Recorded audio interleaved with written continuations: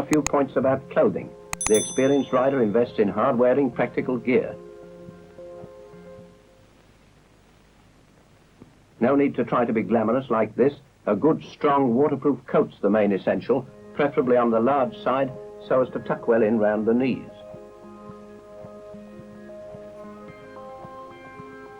And tough, sensible gloves, and it's a good tip to sew on a scrap of wash leather for wiping rain off goggles. This type of glove, treated with a reflecting material, will help to make sure that your hand signals are visible by day or night.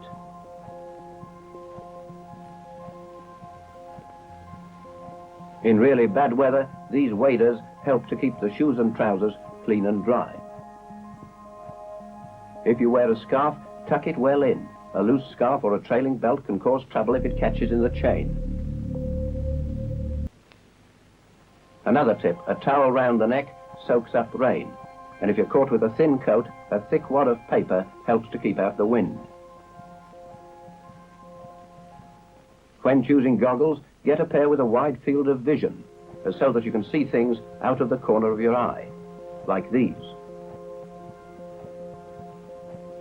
And quite apart from the obvious protection in an emergency, a well-made protective helmet keeps you warm and dry. For safety and comfort, this type of headgear is the choice of the expert.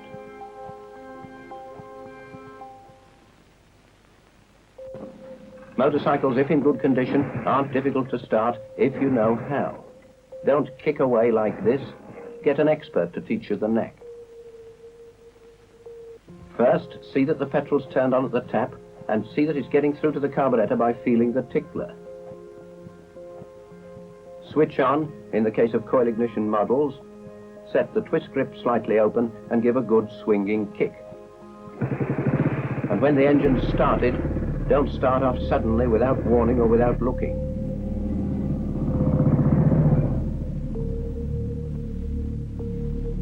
Look round and wait till it's safe.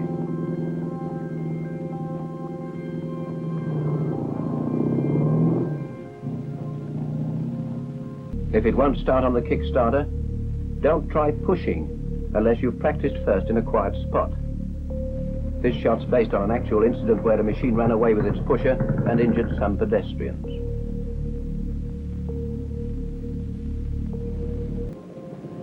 By clear hand signals and correct positioning of his machine in the roadway, the expert rider always makes his intentions obvious.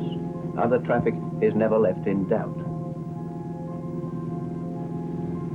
I am going to turn to my right is this, with a glance to make sure that it's safe to turn. Not this. A vague signal like this is all too common and it's worse than useless. I am going to turn to my left is this. Not this. I am ready to be overtaken is this. Not this. I am going to slow down or stop is this, and this signal's very often used wrongly. Use it sparingly. Here's a case where it's useful. The rider's telling traffic behind that he's going to slow down unexpectedly.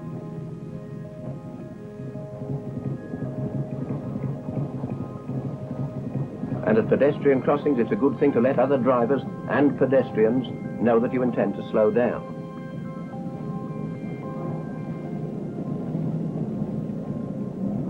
But if you're pulling into the curb, this overtake signal is much more helpful.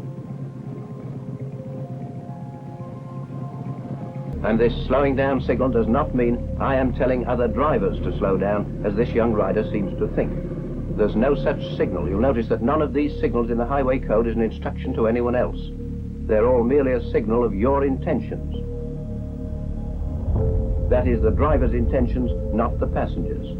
So please ask the passenger to leave all signals to you.